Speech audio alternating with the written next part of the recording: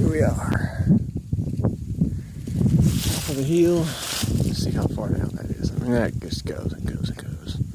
I forget how many hundreds of feet that is in elevation. Here's my stuff. So it's supposed to rain, so I'm just going to plop it up just like that. I'll show you where I saw Grandpa at. So it's coming up this hill behind me here. Right down there. Climbing up. And you hear, this is Mom. You know, it's Mom, I guess. It's pretty loud. Coming up from this direction, coming around the hill hollering. You know, just doing, you know, like a gibberish kind of holler. And you can hear her coming around the hill. And, you know, I start thinking, this is before, you know, I'd met you, so I'm just thinking like Bigfoots. You know, I knew there was a female, I knew there were some males, you know, because I'd heard them talk. But, yeah, so I hear her coming around, and as I'm coming, you know, I'm starting to crest the hill, and I realize, well, I should probably, you know, stop and look, because I know there's one down there. And, it was, you know, it was about this time of year, I guess. Maybe a little bit later. You know, some snow had been falling, it seems like, on and off. Come on down here. I come up the hill. I'll show you where he was at. Maybe you'll be able to see it. I guess it's right around in here. Is actually where I crested the hill. Yeah. I don't know exactly where I was standing, otherwise I'd be able to tell about how tall he was. I have no clue. It's right back down in there somewhere. You see where that brush is, how it gets real thick right down through here? He was down in that area, it seemed like. And you just saw this red, like, moving. You know, ain't nothing up here red. Not that shade of red. Even in autumn, for like maybe a week, you'll get some bright red leaves. It wasn't even that color. Something totally different, real bright, and real wide. And it just moved on around, real lumbering, like it wasn't real fast. Couldn't see a whole lot of him, but just enough to get like an idea of size, I guess. I figure I might have woke him up, because, you know, it was still pretty early in the day. It would have been like a few hours from right now. So I did it, and it was right midday. And then I went down in there, you know, I sort of went down that way, up across the hill to see if from high up like that I could see down in there and see him. But, you know, I never did see anything. Now, if you go down here, it does just like what back here was, where it's just like a valley. And that goes on around, and then the lake, one of the northern prongs of the lake, is down there. It's not actually a part of the lake, it's just like a drain off from it. I mean, I guess it's technically part of the lake, but I don't think you could get to it very easily on a boat. Let's put it that way. But it is connected to the lake. You look at it on the map and it looks like part of the lake. Yeah, that's where it's at. Yeah. If you go down here and cut right, that takes you back around to where their hill is. Just a few hills down. It's a long walk, but that's what I've always called it, their hill. I don't know if it's actually how they see it. But yeah, that's where I saw him. It was the first Bigfoot sighting I ever had. That's really the only decent one. And that one was pretty shitty. I mean, you know, Mom was more like a tan silhouette.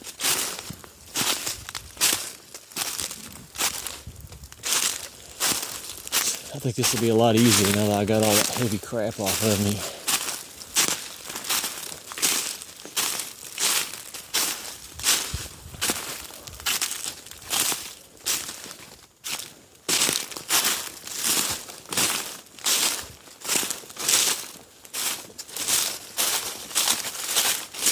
It's supposed to be cold tonight, about 30 degrees, so I'll probably change the clothes.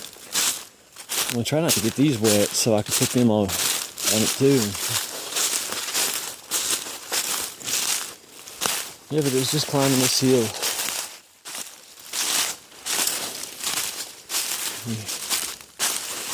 You know, I guess maybe there's some down.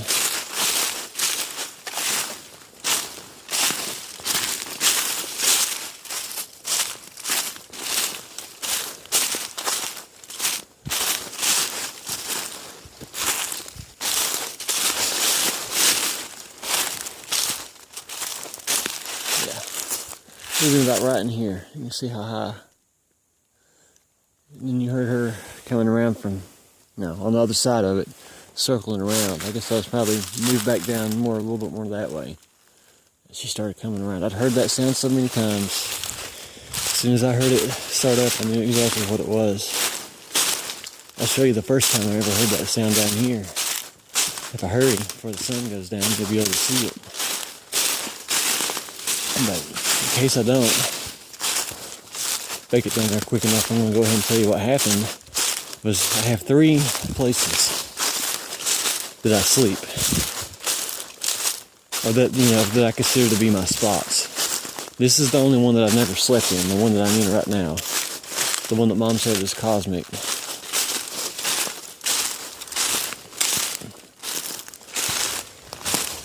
The second place I ever came to was, yeah, obviously the first one is the one I've been spending most of my time in. It's the easiest to get to, and, you know, they treat me really good at it. But the second one, you'll see it. It's down there by that creek/river. So I'm coming up around the hill, you know, real steep side of the hill. It's cold, hunting season. Not familiar with the area. First time I ever ventured back into that spot. And you know, back then I would do knocks. I'd just like pick up two rocks and I'd do some knocks. And sometimes they knock back. Usually I don't think that they were doing it to be nice. I think that what would happen was I would get them off guard. And they would think something was happening. And sometimes they would approach me. You'd hear the knocks start coming towards me, and that would really bring the damn cold sweat on you. But yeah, so I did a knock. And then as soon as I did that knock, you heard her come screaming around the side of the hill, coming towards me. And she stopped just out of view, doing that scream that she does.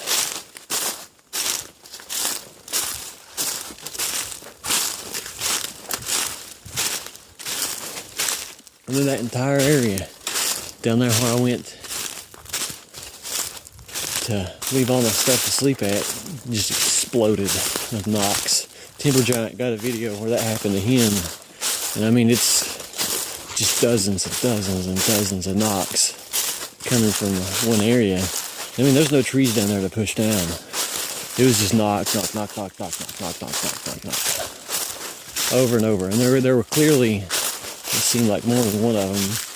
I guess they might have been down there eating or something. She was coming to warn them again that I was sneaking up.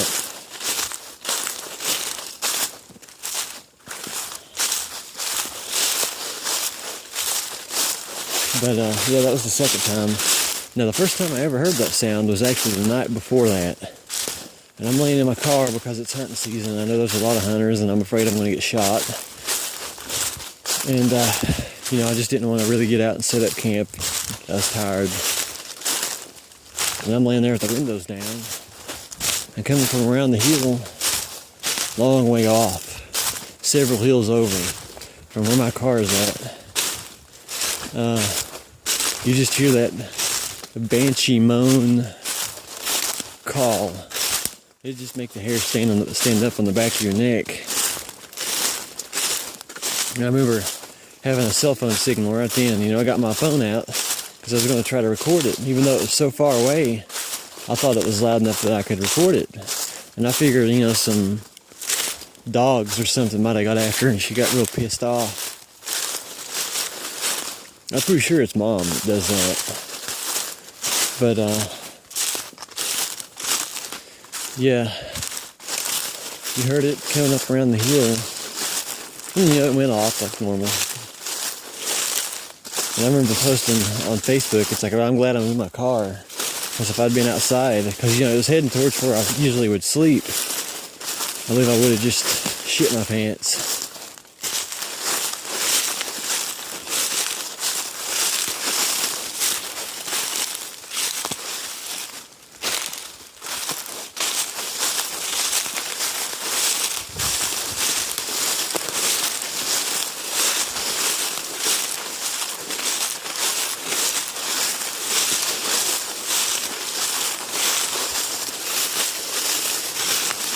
Yeah, but onto that day, I heard what I called the firing range knocks. And that's exactly what it sounded like. It sounded like walking up on a big firing range and just a war zone breaking out. But I went down in there, and you'd hear these knocks coming from the brush. Little pop. And I'd follow them around a little bit. There's a lot of good cover down there, and there still is, I'm sure. As a matter of fact, tomorrow I might go down there. I'll show you the whole spot, if I can get across it.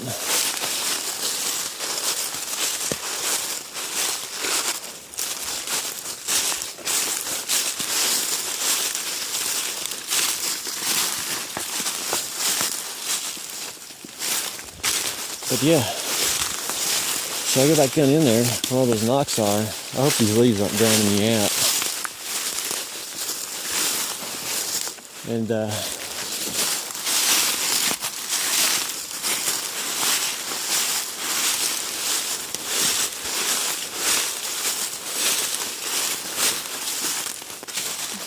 little bit steep. Let's go down this way. I'm walking around down there. You just kind of get the feeling, that they're probably standing around looking at me. That's what I'm thinking. I never could figure out a comfortable way to get across, because as soon as I crossed over the creek, it was just a solid cover, and I would be basically walking blind. So I started to back out. I got this on video, and as I was backing out, I heard off to my left, down in the brush. Oh, this is gonna be hard.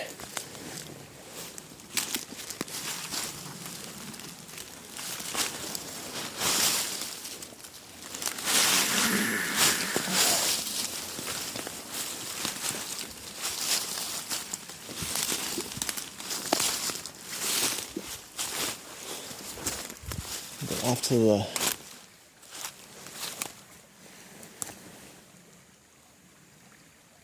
Of course, I would cross in the deepest part of it. Still didn't get up over my boots. That's what I wear. The white is just where the camo cover on the laces has gotten peeled off over the time I've spent up here.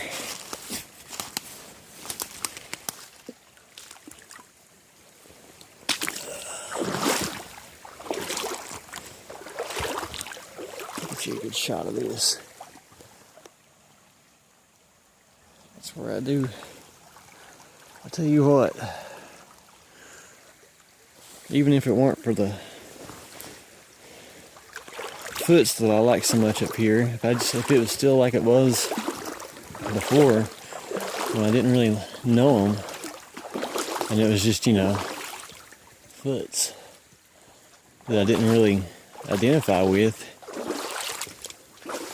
I still can't think of anywhere else I'd rather come to do research. Because on one hand, it's real wild. On the other hand, it's not. We've got a bunch of fucking cougars and grizzly bears. This is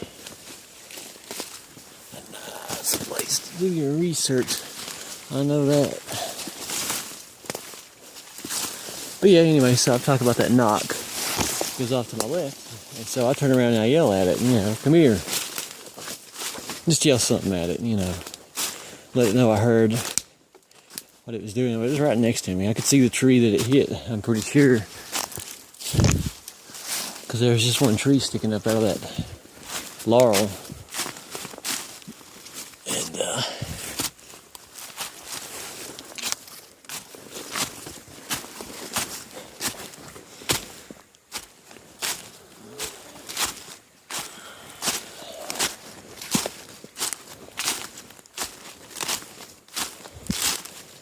And so I went down in there after it because I saw like a game trail that led down into where it was at. Real dense, probably about 9 foot tall laurels. It's like the Red Queen's maze or something. Pretty wild looking. And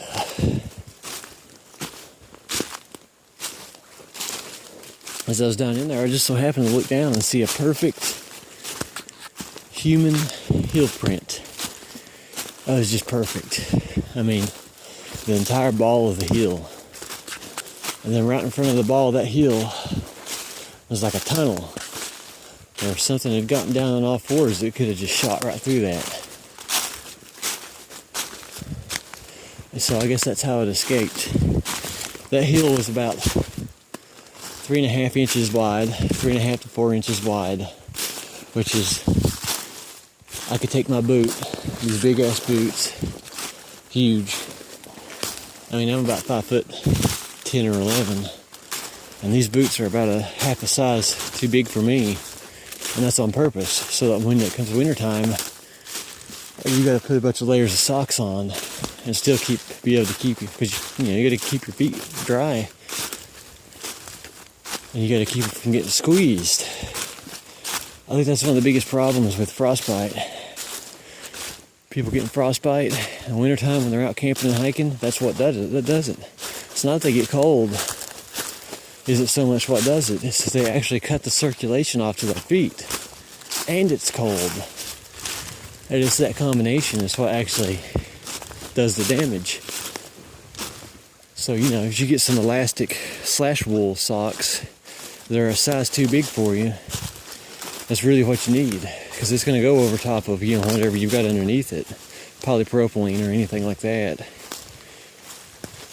I got some Under Armour polypropylene, and I can't remember what else is mixed in that fabric. And they got a vent over the top of the toes.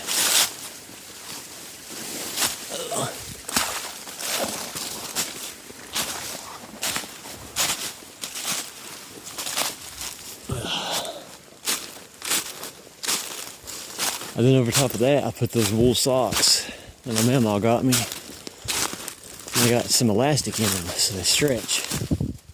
And that's pretty good for me. But you gotta have that boot size at least a half a size too big for you for it to work. Because your foot's gonna be, your foot with those two socks on, especially wool socks, is gonna be so much bigger than what it normally is when you size it for like tennis shoes or something. A lot of people overlook that.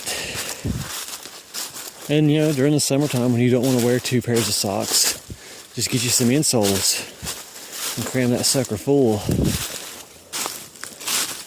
It's more comfort either way. It's a win-win situation, really.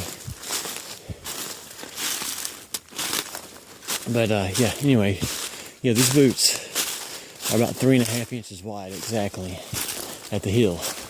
And I could take my heel and put it right down inside of that with that just perfectly balled up heel. You can see what looked like an Achilles tendon in it too. A little bit different from ours, I guess. It's more like similar to a bear's, where it was like dead center middle, instead of being like sort of off to the side like ours is, or like mine is, I guess I should say. But I was thrilled over all the activity I got during that day, because it still wasn't over even then. I think after that, I went, as I was heading back, and I was looking for a way to get down into below where I was normally sleeping at the time. You got that rock ledge that licks over, and at the time I didn't know there was a cave under there. So I was wanting to get down in there, so I walked to the edge. All it is just one big old huge rock ledge that goes all the way around, about damn near around the side of the mountain. And I approached one of these big boulders that's sticking out, seeing if I could slide down it. And I was maybe going to do some knocks on it too, because I found a rock. And it was, you know, just gonna work out pretty good. And right as I walk up to that thing, something just comes dozing off.